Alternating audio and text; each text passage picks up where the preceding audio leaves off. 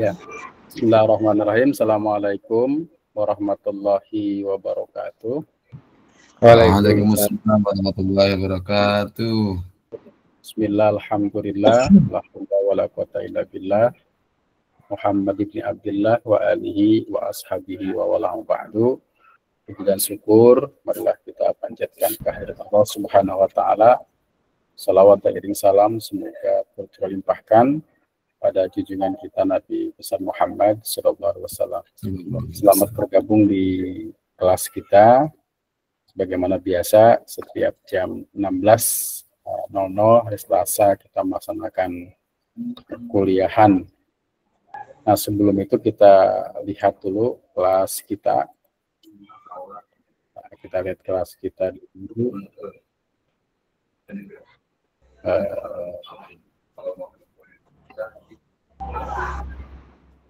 Bentar ya.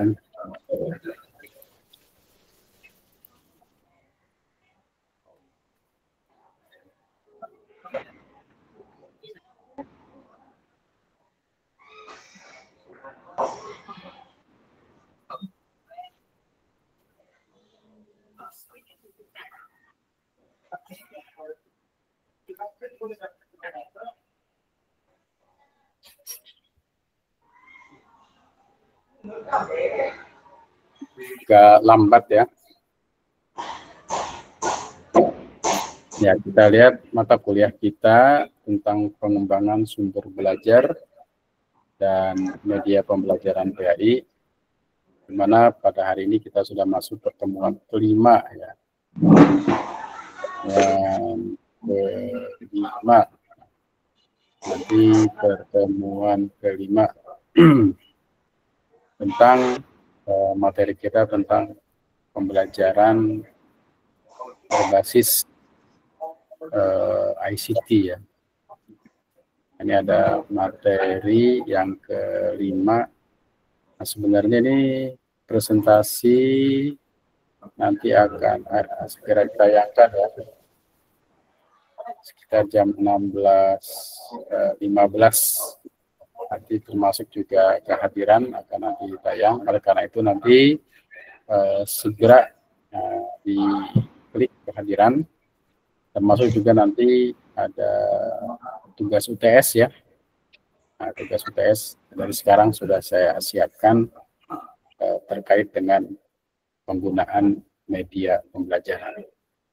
Nah, pada saat ini kita mencoba bersama-sama berdiskusi materi kita tentang media pembelajaran interaktif pada mata pelajaran PAI.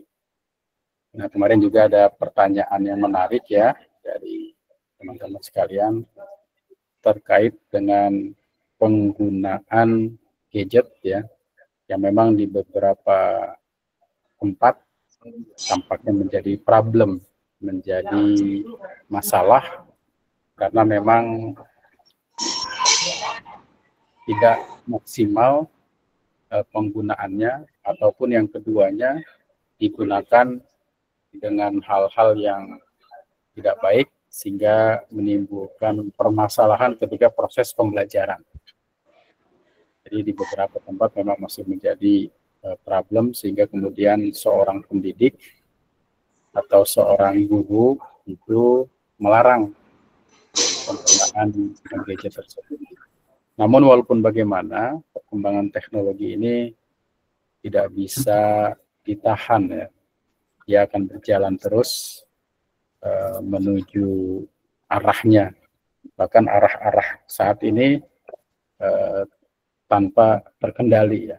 Artinya dia menunjukkan terus jalan-jalannya, sehingga teknologi itu mau tidak mau harus disikapi secara wajar, secara baik.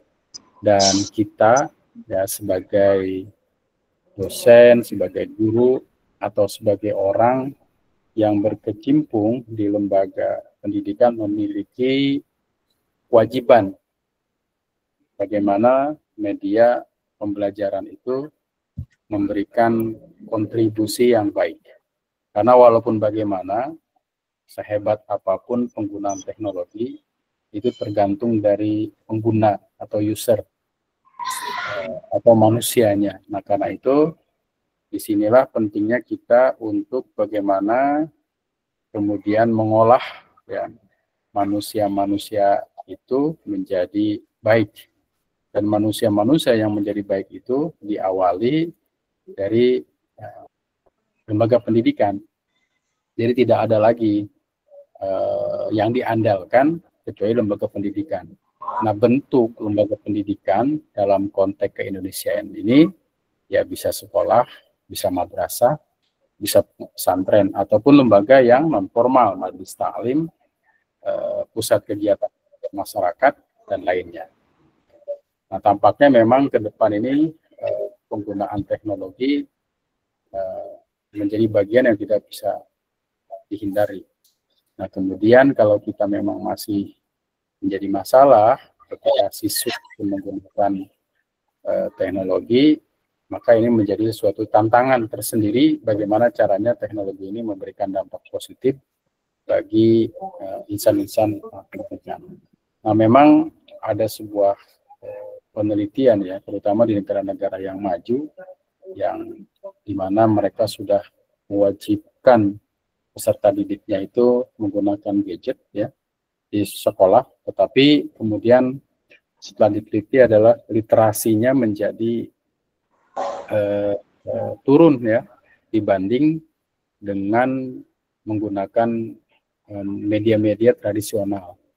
Media tradisional itu dalam pengertian misalkan membaca ya dengan menggunakan buku ataupun menggunakan sesuatu yang memang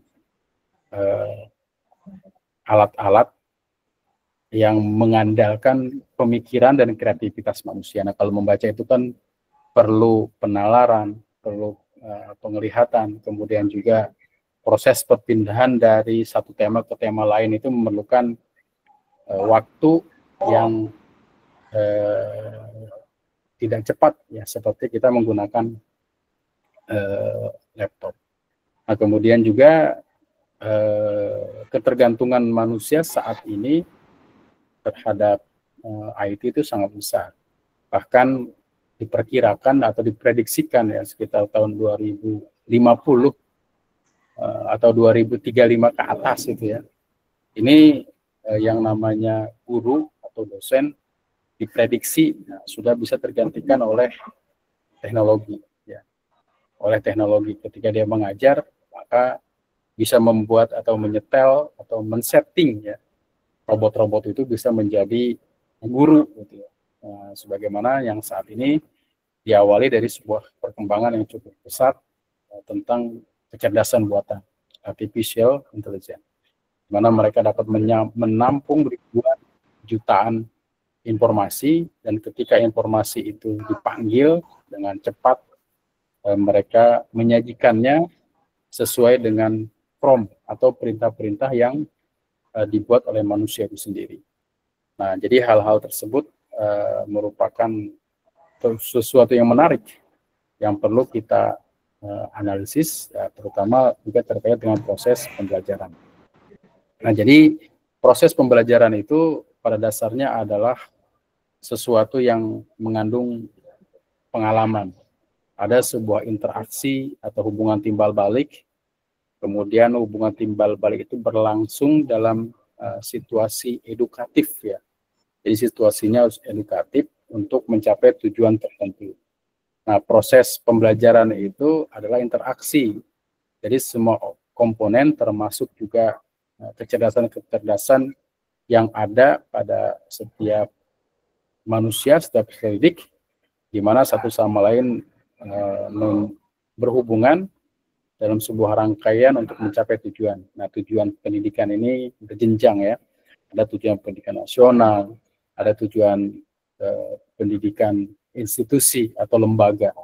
Dan kalau kita perkecil lagi, setiap mata pelajaran juga memiliki tujuan-tujuan, termasuk juga mata pelajaran PAI, di mana salah satu tujuannya adalah mewujudkan peserta didik yang memiliki karakter religius, beriman, berilmu, bertakwa, ataupun mereka memiliki sikap yang toleran dan demokrat atau demokrasi.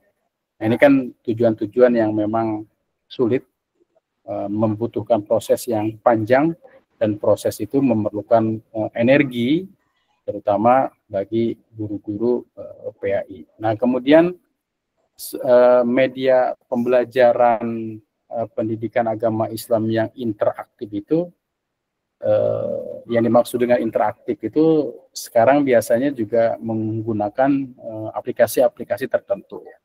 Jadi di mana alat itu bisa merespon apa yang sudah di setting, ya, apa yang sudah di setting, sehingga memiliki ketertarikan tersendiri baik bagi guru maupun bagi peserta didik untuk menggunakan teknologi itu. Nah, sekarang guru sangat mudah untuk membuat rencana pembelajaran atau silabus atau RPP, bahkan membuat soal itu dalam hitungan detik, ya, itu sudah jadi. Tapi pada dasarnya soal-soal itu juga perlu diteliti, jangan sampai tidak diteliti, karena memang kalau tidak diteliti bisa saja tidak sesuai dengan apa yang diajarkan. Nah, itu bisa digunakan dengan beragam kecerdasan buatan yang saat ini sedang berkembang. Yang penting kita memiliki from, ya, atau perintah-perintah yang tepat. Dan perintah yang tepat itu pun kita bisa tanyakan sama AI juga. Jadi pada saat ini memang teknologi itu sesuatu yang tidak bisa dihindari. Orang yang tidak memanfaatkan teknologi secara baik, ya, dia akan tertinggal. Orang yang pintar sekalipun, ya, sekarang mau tidak mau harus familiar dengan teknologi tersebut. Karena kalau tidak mengikuti perkembangan teknologi, ya kita akan tergilas. Dan maka di sini PAI itu berupaya menyesuaikan dengan konteks zamannya, termasuk juga dalam proses pembelajaran, di mana di dalamnya ada proses pembelajaran interaktif, ya. Jadi PAI juga bisa dikemas dalam bentuk pembelajaran yang interaktif, di mana proses pembelajaran interaktif ini diharapkan lebih memiliki ketertarikan peserta didik, ya, ketertarikan peserta didik terhadap materi pelajaran yang disampaikan. Nah, kemudian selanjutnya adalah bahwa proses pembelajaran berbasis atau interaktif ini diharapkan dapat meningkatkan proses pembelajaran. Meningkatkan itu bisa juga dari segi ketertarikan, ya. Karena biasanya siswa disajikan pada tema-tema yang tidak berkembang, maka dengan teknologi ini bisa memperhatikan atau bisa melihat proses-proses perkembangan. Nah, kemudian proses pembelajaran interaktif juga diharapkan untuk memperhatikan perbedaan individu. Ini penting. Jadi setiap peserta didik memiliki kekuatan, kelemahan, minat, dan perhatian yang berbeda. Ya, artinya kalau lihat dari perbedaan individu ini, tidak ada yang media interaktif itu yang paling hebat. Yang hebat itu adalah kita menggunakan media apapun, atau mungkin yang paling sederhana tapi dipahami secara baik oleh peserta didik. Jadi pesan yang disampaikan itu, pesan yang dibuat itu tersampaikan. Nah, kalau pesan sudah yang dibuat itu tersampaikan, maka proses pembelajaran itu sudah dianggap sebagai memberikan sebuah pengalaman yang baik. Nah, kemudian materi pelajaran PAI, ya, memang terasa monoton, ya. Monoton itu artinya itu saja. Karena pada dasarnya berisi tentang ceramah, berisi dengan teori-teori, berisi dengan materi-materi, berisi tentang pengertian-pengertian. Nah, hal tersebut ini menjenuhkan. Karena itu seorang guru PAI harus mampu memberikan sesuatu yang berbeda. Nah, sesuatu yang berbeda ini dalam pengertian yang positif, ya, bukan pengertian yang negatif. Sehingga membuat seseorang itu menjadi penasaran, sehingga proses pembelajaran bisa berjalan dengan baik. Nah, kemudian selanjutnya adalah pendekatan pembelajaran. Nah, ketika kita melakukan pendekatan pembelajaran, ini masih berkembang cukup beragam ya. Sebagian besar menggunakan metode klasikal, metode ceramah ya. Sampai saat ini kan sangat dibinati ya. Apalagi penceramah yang bisa memainkan emosi dari audiens. Dalam hal ini emosi siswa. Nah, emosi siswa itu artinya mampu menggunakan metode ceramah dengan baik. Nah, itu pun sebenarnya adalah bagian dari metode pembelajaran. Nah, kemudian metode ceramah ini memang masih diminati oleh para guru karena dianggap memiliki beberapa keunggulan ya. Antara lain ya, hemat dalam penggunaan waktu dan media. Jadi tidak perlu menggunakan media yang banyak gitu ya. Menggunakan media-media yang menggunakan media-media yang persiapan-persiapan yang banyak, karena memang terkadang ketika kita menggunakan media, sekolah atau lembaga kita belum siap. Kenapa belum siap?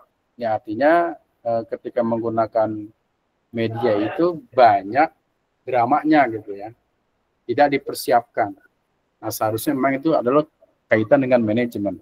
Ketika menggunakan media untuk proses pembelajaran esok hari misalkan, itu setelah proses pembelajaran selesai, misalkan hari ini proses pembelajarannya sudah selesai, maka kemudian kita memiliki rencana untuk proses pembelajaran esok hari. Proses pembelajaran esok hari menggunakan medianya apa? Nah, itu harus sudah disiapkan oleh orang-orang yang khusus yang bisa menyiapkan sehingga proses pembelajarannya sudah siap di awal. Jadi ketika kita menggunakan media ini seringkali kita bolak-balik ya menggunakan katakanlah ketika menggunakan Infocus saja atau proyektor atau sejenisnya proses pembelajaran terkadang belum siap ruangannya. Tidak ada ruangan yang representatif, jadi dibawa-bawa itu alat ya. Kemudian ketika menggunakan laptopnya ternyata HDMI gitu kan, alat untuk menyambungkannya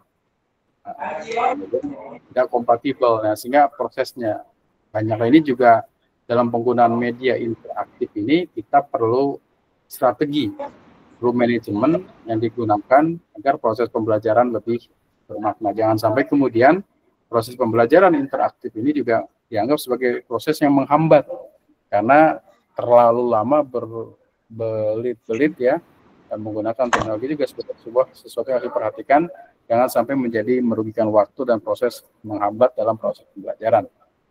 Nah, kemudian ada beberapa kelemahan ya dalam proses pembelajaran itu dalam konteks pembelajaran ceramah misalkan yang bagaimana tadi disebutkan, ini juga tidak selalu baik karena ada guru atau pendidik yang memang memiliki kompeten dengan hal itu, tapi terkadang juga banyak yang tidak memiliki proses pembelajaran jadi dianggap sebagai proses yang membosankan.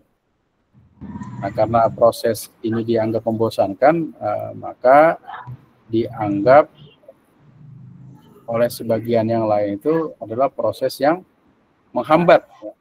Karena proses ini dianggap sebagai proses yang menghambat, maka proses pembelajaran kemudian tidak berjalan dengan maksimal. Ya, jadi proses pembelajaran bisa saja tidak berjalan dengan maksimal karena kita tidak mampu menggunakan teknologinya dengan baik. Ya, ketika kita tidak mampu menggunakan teknologinya dengan baik. Nah, kemudian metode ceramah ini juga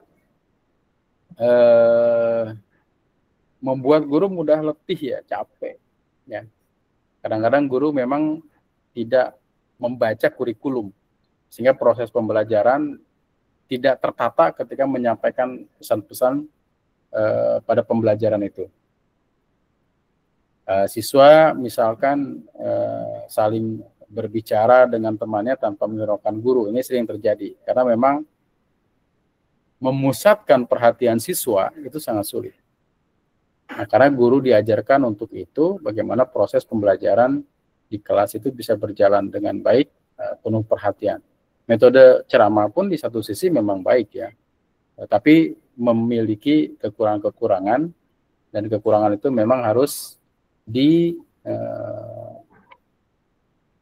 kekurangan itu harus ditutupi dengan kita menggunakan media pembelajaran yang lain. Sehingga aktivitas proses pembelajaran itu lebih mengutamakan pada aktivitas peserta didik. Jadi peserta didik mampu memberikan aktivitas yang baik, memberikan pengalaman berkesan, dan pengalaman itu untuk saat ini memang bisa terdokumentasi secara baik.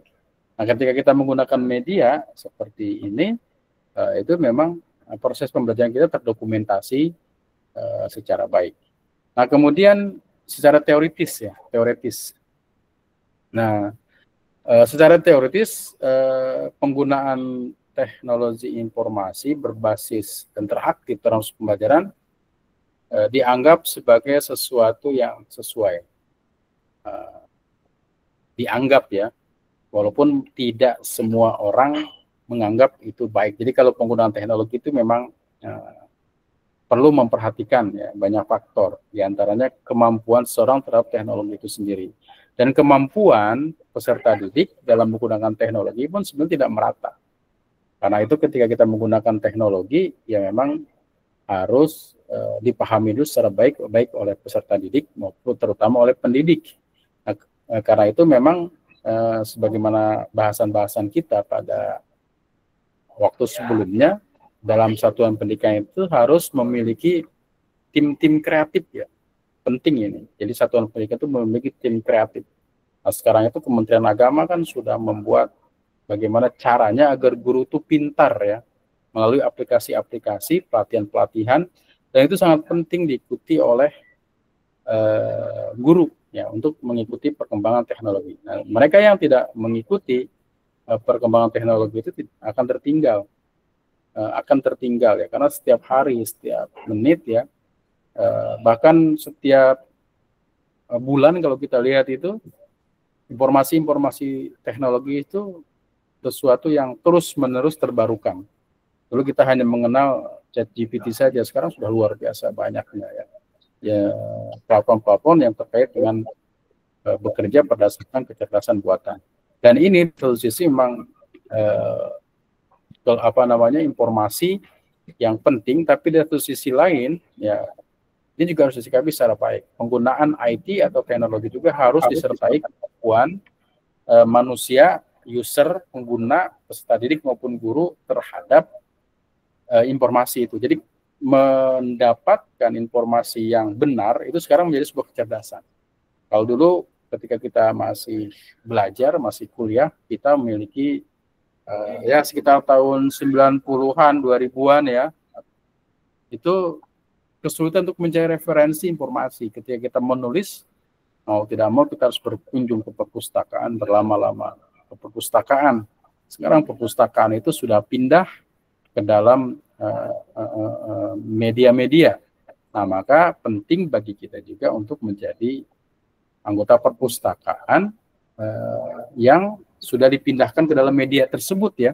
Perpustakaan daerah, perpustakaan nasional itu sudah bisa online. Nah, itu penting juga bagi kita. Jadi ada kemudahan-kemudahan. Tapi di satu sisi juga informasi yang banyak ini, ciri-ciri dari generasi saat ini yang memiliki informasi cukup banyak, ada dua kemungkinan, di mana informasi itu benar, valid, atau sebaliknya, informasi itu tidak benar atau tidak valid. Maka kemudian saat ini ya kita harus memiliki kecerdasan untuk menerima informasi.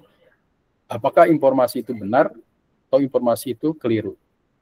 Nah, jadi pada abad saat ini di mana informasi cukup gencar, kecerdasan untuk menerima atau memilih informasi yang benar dan tidak itu menjadi sebuah kecerdasan. Jangan sampai kita sebagai seorang pendidik malah menjadi orang yang menyebar informasi yang tidak benar. Nah, itu penting juga ya, karena sekarang undang-undang informasi, ketika kita menyebarkan berita yang tidak benar dan merugikan seseorang, nah kita bisa terkena pasal-pasal fitnah dan lainnya terkait dengan teknologi itu sendiri. Nah, kemudian bagaimana kebijakan untuk penggunaan teknologi? Nah, penggunaan teknologi, informasi, dan komunikasi dalam kegiatan pembelajaran ditujukan untuk penguatan dan perluasan pembelajaran pada semua jenjang. Jadi proses pembelajaran memang berbasis IT saat ini sudah berkembang cukup besar ya. Mulai dari prasekolah ya. Sekarang prasekolah sudah dibebankan dengan akademik ya. Walaupun pada dasarnya secara teori pendidikan itu tidak memungkinkan, tetapi terkadang orang tua membebankan anak-anak dengan akademik. Dan ini menjadi peluang bagi industri-industri tertentu sehingga memberikan alat atau apapun yang terkait dengan pembelajaran tersebut ya. Nah, kemudian termasuk juga Kementerian Agama, ini ada Direktorat PSKK ya. Sekarang pada masa lalu itu, sekarang juga masih ada ya. Jadi madrasah itu agar menggunakan teknologi. Pada masa lalu, pada tahun sebelumnya, sebelum perubahan kurikulum, anak-anak kita melaksanakan ujian-ujian itu berbasis kepada komputer ya. Jadi ada ujian berbasis komputer. Nggak tahu kalau saat ini perkembangannya, karena memang ada perubahan kurikulum dengan deep learning ya, dengan pembelajaran yang diawali dari bangun pagi, dari kebiasaan, karena pada dasarnya pada saat ini proses pembelajaran launching ya dari Kementerian Agama itu informasinya menggunakan kurikulum cinta gitu ya. Ini perlu dicek lagi ya kurikulum Kementerian Agama tersebut. Apakah sudah diimplementasikan di beberapa madrasah atau sekolah atau belum. Tapi pada dasarnya kurikulum memang seharusnya berkembang karena dia merespon terhadap dinamika masyarakat yang ada saat ini. Dan perubahan kurikulum adalah kewajaran, namun yang terpenting adalah gurunya. Jadi sehebat apapun kurikulumnya, yang terpenting adalah gurunya. Apakah gurunya mau mengikuti perkembangan atau tidak? Nah, kalau mereka yang mengikuti perkembangan, maka dia akan bersama-sama maju. Tetapi bagi mereka yang tidak mengikuti perkembangan, ya secara alamiah, itu akan tergilas oleh zaman. Maka penggunaan teknologi itu menjadi sebuah keharusan dan bagi seorang pendidik harus mampu menguasai teknologi itu secara baik. Kemudian juga ada sebuah penelitian ya di UIN Sunan Kalijaga tahun 2019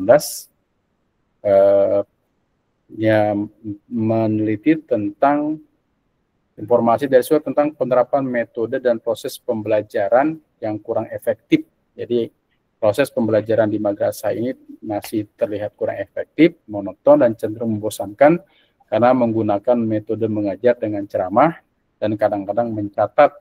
Ya, jadi menugaskan mencatat, ya. Kadang diskusi, ya. Terutama pada materi kelas 10, yang akan tentang zakat dan hikmah ini ada satu materi dalam PAI, ya. Nah, di mana dianggap proses pembelajaran ini tidak interaktif atau monoton. Nah, kemudian juga pembelajaran interaktif itu ini yang menjadi bahasan kita ya. Jadi proses pembelajaran interaktif itu multimedia ya. Jadi media pembelajaran yang berbasis pada teknologi multimedia yang dituangkan dalam bentuk CD atau DVD sekarang sebenarnya sudah hilang ya, tapi tetap menggunakan alat penyimpan ya.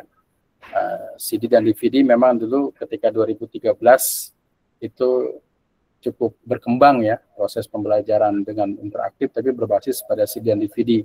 Untuk saat ini lebih cenderung berbasis pada aplikasi. Ada kuisnya, kemudian ada pendapat dari seorang yang menyatakan bahwa multimedia adalah pembelajaran interaktif secara sederhana didefinisikan lebih dari satu media. Jadi bisa visual, bisa auditory, bisa kinestetik. Karena mereka menjawab harus mengklik, itu berarti kinestetik. Mereka melihat berarti harus visual, mendengar berarti harus audio. Jadi audio visual atau media interaktif ini mengandalkan visual, kinestetik, dan audio. Nah, kemudian disebut juga multimedia itu berarti kombinasi antara teks, grafik, animasi, suara, dan video. Dan ini memang sangat membantu ya, memberikan informasi di mana informasi itu bisa tertangkap oleh mata, kemudian dicerna menjadi di dalam akal pikiran sehingga tersimpan dalam memori berupa pengalaman-pengalaman, dan memori yang tersimpan ini akan bisa digunakan kembali ya ketika dipanggil. Karena itu proses pembelajaran pada dasarnya adalah memberikan pengalaman, dan pengalaman itu menjadi melekat dalam diri setiap kita manakala melibatkan emosi yang kita lakukan. Ya. Nah, kemudian ada multimedia interaktif. Jadi suatu multimedia yang dilengkapi dengan alat pengontrol yang dapat dioperasikan oleh pengguna sehingga pengguna dapat memilih apa yang dikehendaki untuk proses selanjutnya. Jadi multimedia itu pembelajaran interaktif, gabungan dari teks, gambar, suara, video, animasi yang lainnya ya, yang menjadi satu kesatuan untuk menampilkan informasi pesan atau isi mata pelajaran guna memahamkan siswa mengenai materi yang diajarkan, serta dapat menciptakan hubungan dua arah atau interaktif. Jadi interaktif adanya feedback dari siswa. Nah, sekarang seorang guru bisa menggunakan ujian-ujian atau ulangan-ulangan itu juga secara sederhana bisa juga menggunakan Google Classroom ya, atau Google Form. Nah, Google Form ini bisa disetting secara otomatis sehingga nanti ketika guru memberikan nilai itu sudah tersistem. Jadi ketika selesai langsung muncul nilainya, itu juga bisa, dan itu harus dipahami oleh guru. Nah, kemudian ada hipermedia, yaitu media yang terhubung atau bersifat interaktif. Nah, pembelajaran multimedia dan hipermedia terjadi ketika siswa berinteraksi dengan informasi yang ditampilkan di lebih dari satu bentuk, misalkan kata-kata dan gambar. Nah, ini ya pandangan-pandangan. Nah, ada beberapa contoh media interaktif pembelajaran ya. Nah, nanti sebenarnya di sini saya juga menyertakan terkait dengan proses-proses media apa yang harus dipelajari. Ada membuat kelas digital, ada Google Classroom ya, ada Google Classroom atau Kahoot. Ada membuat kelas digital berbasis Microsoft Teams. Ada membuat kelas berdasarkan LMS. Ada ini macam-macam. Ini bisa di-searching, bisa dicari. Dan kemudian di sini saya sertakan juga ada link ya. Ini ada di kelas. Tolong dipelajari video-video yang mudah-mudahan video ini masih bisa digunakan tentang menggunakan alat-alat media pembelajaran interaktif. Dan menggunakan alat-alat media pembelajaran interaktif ini harus disertai dengan kemampuan seorang pendidik atau seorang guru. Jadi seorang guru harus paham dulu. Maka kemudian menjadi sebuah kewajaran seorang guru itu atau keharusan ketika mampu menggunakan media-media berbasis interaktif ini. Dan kemudian ya di kelas ini, di kelas kita ini ya, di kelas ini saya juga memberikan tugas ya, ini tugas UAS, maaf UTS ya. Saya ingin mengharapkan teman-teman semua ini untuk bisa membuat model pembelajaran menggunakan media interaktif pada mata pelajaran. Kemudian bisa direkam baik di kelas ataupun bagaimana cara membuat kelas seperti Kahoot ya, seperti Quizizz, itu kan interaktif itu. Dan dalam penggunaan, karena ini memang kita terbatas ya, karena perkuliahan kita, maka saya berharap teman-teman bisa autodidak dan nanti membuat video dan nanti diserahkan video ini di sini sebagai bagian dari tugas UTS ya. Kapan berakhirnya? Ya berakhirnya nanti pada saat UAS saja. Nah, jadi itu hal-hal yang dapat disampaikan pada perkuliahan kita pada hari ini. Silahkan kalau ada hal-hal yang didiskusikan terkait materi yang disampaikan pada kesempatan kali ini. Terima kasih. Kalau ada hal-hal yang didiskusikan, disilahkan ya terkait dengan penggunaan media interaktif dalam proses pembelajaran pendidikan agama. Disilahkan. Pak, mohon izin. Silahkan Pak Panut. Sok Pak Panut dulu. Ya, silakan Pak. Oke, bismillahirrahmanirrahim. Assalamualaikum warahmatullahi wabarakatuh. Assalamualaikum warahmatullahi wabarakatuh. Terima kasih Pak Dokter dan yang saya hormati dan juga teman-teman Bapak Ibu semuanya saya hormati. Berhubungan dengan tadi tentang materi pembelajaran yang interaktif, kalau saya memang sangat mengakui ini untuk IT gapteknya sangat luar biasa ya. Makanya ketika kemarin mengikuti proses PPG di tahun 2023 di Mei sampai September kemarin agak merasa kesulitan dan hampir-hampir menyerah di seminggu pertama. Karena apa ya? Tadi terutama tentang IT. Tetapi dengan berjalannya waktu sedikit-sedikit ya, karena kebetulan di madrasah juga tadi fasilitasnya yang kadang agak bikin kurang nyaman dalam arti apa namanya, banyak errornya itu Pak. Tadi yang HDMI atau apa colokan dari apa namanya, dari laptop ke flash ke infocusnya itu kadang yang sering error itu, yang karena masih pakai sekrup kayak gitu tuh yang agak susah. Nah itu kadang itu menjadi kendala saya ketika di MTS. Terus terang tuh kemarin mau nyoba, sudah sekarang udah mempersiapkan sebenarnya 1-2 video materi pembelajaran, karena kebetulan saya SKI ini memang harusnya menggunakan metode yang seperti itu. Karena kalau dengan ceramah tadi benar yang Bapak sampaikan, kadang kita capek, kadang apalagi kalau kita lagi nggak fit, kemudian beberapa kelas, 3 kelas atau 4 kelas itu terasa banget langsung ngedrop lah istilahnya. Jadi ini memang materi ini sangat penting, apalagi tadi juga disampaikan juga kalau kita tidak mengikuti arus dalam arti ini perkembangan zaman, kita nggak bisa mengikuti tadi ya, kita akan tergerus, akan tergilas.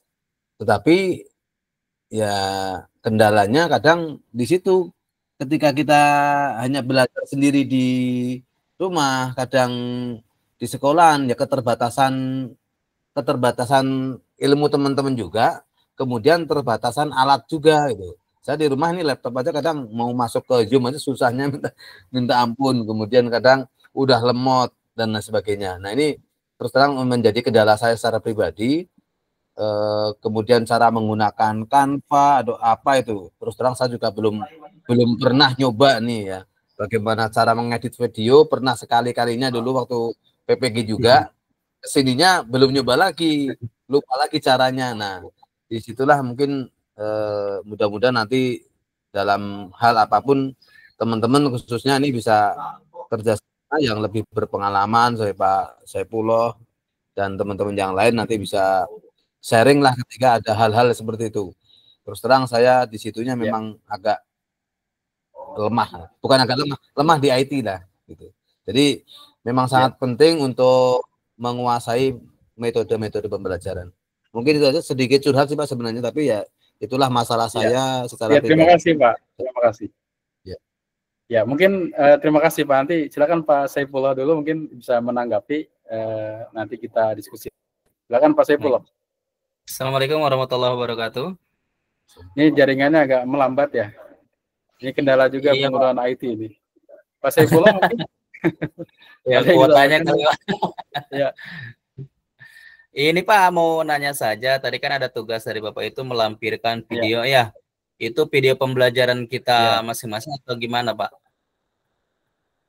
Ya boleh media pembelajaran di kelas, yang di Bapak Ibu dimanapun silahkan, tapi menggunakan IT ya. Artinya gini, bisa menggunakan media interaktif boleh di kelas ataupun memiliki tutorial. Misalkan membuat tutorial bagaimana menggunakan Quizizz, biar nanti teman-teman juga bisa memahaminya menggunakan Quizizz, silahkan. Jadi yang terkait dengan IT saja, silahkan tugas itu. Jadi terima sedang menggunakan IT gitu. Ya, IT, tapi jangan hanya laptop aja, tapi bagaimana tadi kan saya sertakan tuh di presentasi itu ada macam-macam ya, ada kuisis, ada Kahoot, ada termasuk juga bagaimana menggunakan Google Classroom juga silahkan. Karena Google Classroom ini juga bisa dimanfaatkan untuk proses pembelajaran siswa kepada siswa. Jadi kita bisa nyimpan file di situ dan bisa berbagi kepada siswa dengan basis email, di mana siswa itu bisa masuk. Menggunakan Google Classroom juga memang boleh ya, termasuk media interaktif itu. Silakan aja yang kreatif aja. Yang penting guru PAI itu harus mampu menggunakan teknologi. Ya. Baik, jadi tugasnya silakan saja dibebaskan sesuai dengan kebiasaan masing-masing, tapi itu terkait dengan penggunaan teknologi. Ya.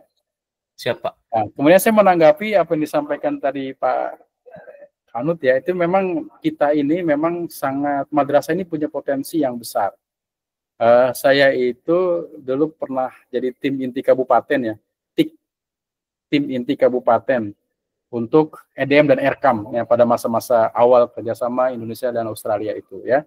Ternyata kalau kita kerjasama dengan Australia, kita nanti diajarkan salah satunya adalah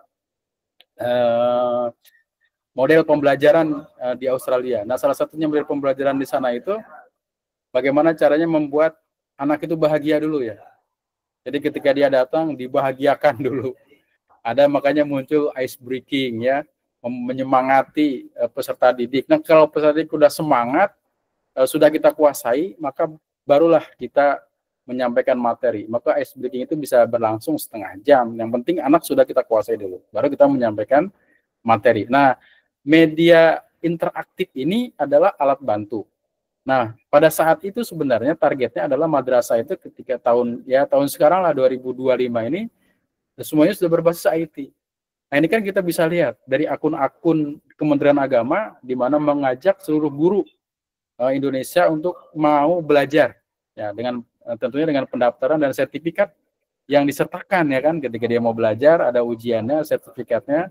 Dan itu menjadi tersendiri bagi seorang guru. Nah, artinya ketika kita menggunakan teknologi, memang ada perangkat-perangkat yang harus kita siapkan. Perangkat itu bisa perangkat lunak dan perangkat keras ya.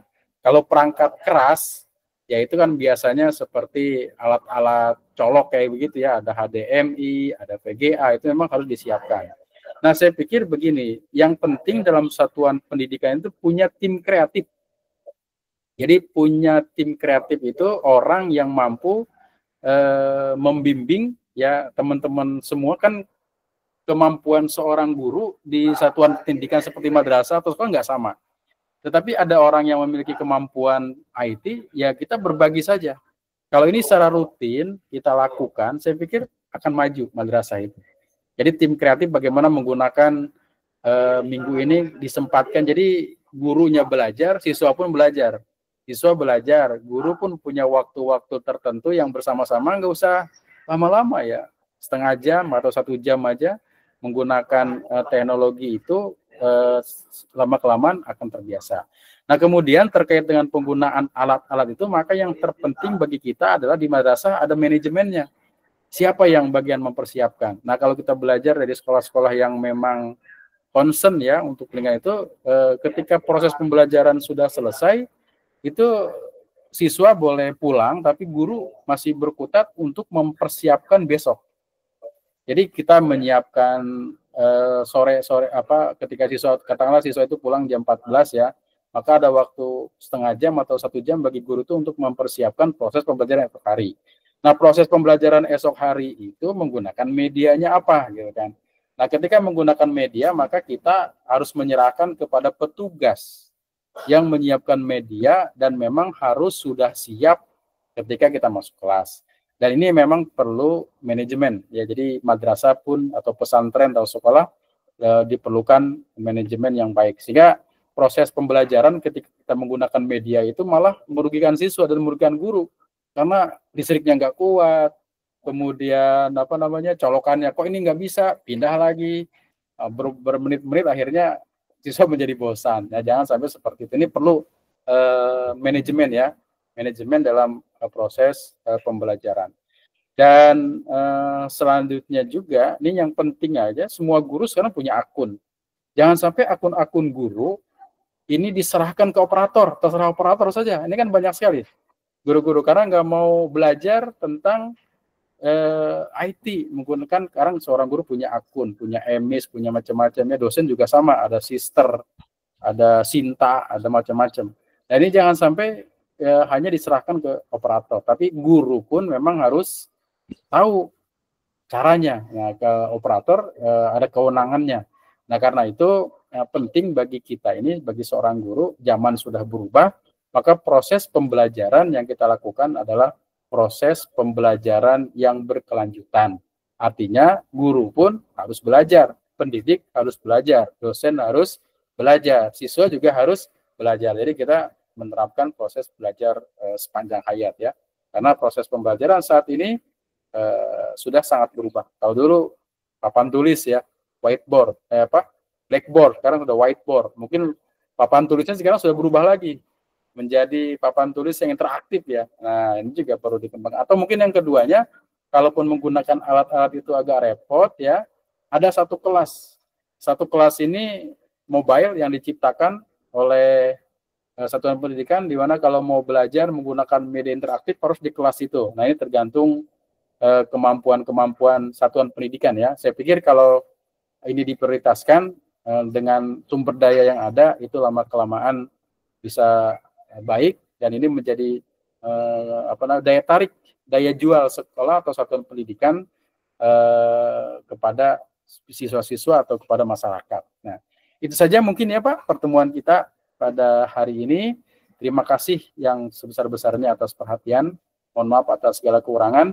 Jangan lupa teman-teman semua nanti untuk bisa ngisi kehadiran ya di kelas, jangan sampai dilewatkan begitu saja. Terima kasih atas kehadirannya. Mohon maaf atas kekurangan. Assalamualaikum warahmatullahi wabarakatuh. Waalaikumsalam warahmatullahi wabarakatuh.